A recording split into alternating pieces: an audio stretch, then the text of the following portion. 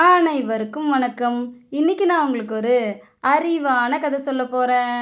ஒரு ஊர்ல கடவுள் பக்தி அதிகமா இருக்கிற ஒரு அறிவாளி இருந்தாராம். அவர் ஒரு நாள் காட்டுக்கு போனாராம்.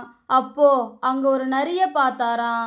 அந்த நரிக்கு 2 காலுமே இல்லையாம். அதை பார்த்த உடனே அவருக்கு ஒரு சந்தேகம் வந்துச்சாம்.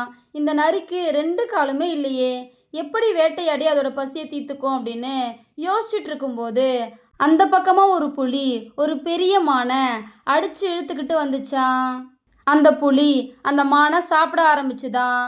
சாப்பிட்டது போக மீதிய அங்கேயே போட்டுட்டு அங்கிருந்து கிளம்புச்சான்.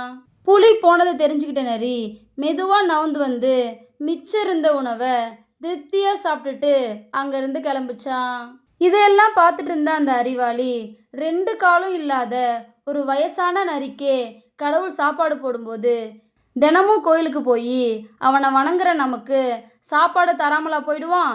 அது மட்டும் இல்லாமல் நமக்கு கடவுள் பக்தி வேற அதிகம் அப்படின்னு நினச்சாராம்.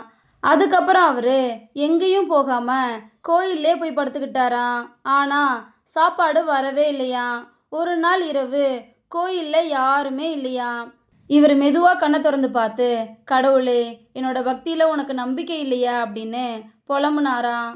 அப்போ கடவுள் அவர் முன்னாடி தோன்றி, முட்டாளே, நீ பாடம் கற்றுக்கொள்ள வேண்டியது நரிக்கிட்ட இருந்து இல்லை, புலிகிட்ட இருந்து. புளியை போல உழைச்சி சாப்பிட்டுட்டு மிச்சம் இருக்கிறத இயலாதவங்களுக்கு தானமாக கொடு அப்படின்னு சொல்லிட்டு அங்கேருந்து மறைஞ்சாராம். இதோட இந்த கதை முடிஞ்சிருச்சு. பாடம் கற்றுக்கிறது யார்கிட்ட இருந்துங்கிறத நம்ம தான் முடிவு பண்ணணும். அதை தான் இந்த கதை நமக்கு சொல்லுது. இன்னொரு அழகான கதையில் நாளைக்கு சந்திப்போம்.